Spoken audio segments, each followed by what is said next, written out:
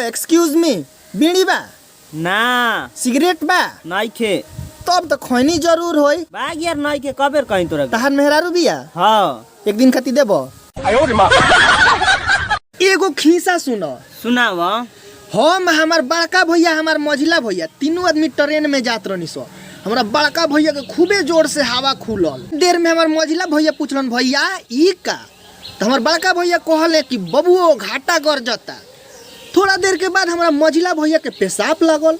हमार मझिला भैया पेशाब खिड़किए पर से कइलन आ खिड़किया पर से उनकर उड़ के हमरा मुंहवे पर पड़ गल छिटका। तो हम पूछनी भैया ई का, तो भैया कहलन देख बबुओ पहले घाटा गरजल ह अब बारिश होता।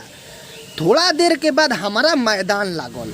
तो जाना तर हम का कहनी का कइलो दोनों आदमी के जूतवा में पाथ देहनी आ जब स्टेशन आइल उतरल लो अपन अपन जूता पहनता लो तो दोनों आदमी के गोड़ में लाग गइल।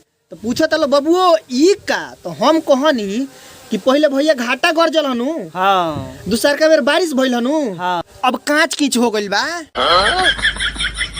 चल चल चल चल चल स्कूल में चल। अरे मायरे छोड़ देना रे हमरा के हम ना जाए।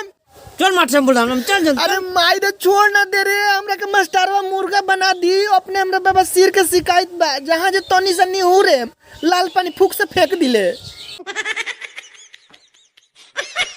1 2 3 रुक रुक रुक का रे हमरा बुझाता नु कि हमर प्रेमिका हमरा के आवाज देतिया। का तोर प्रेमिका बानर का हाथ में नारियल।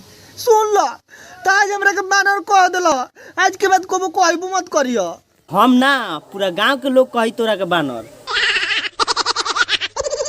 भैया देख ना फिर से लॉकडाउन लग गइल। बागबुड़ी तो घबराहट काहे बड़ी हमार बहुत दूर तक ले पैर भी बरोक। सीएम साहब से बात करतनी। सीएम साहेब हेलो हाँ बोलो।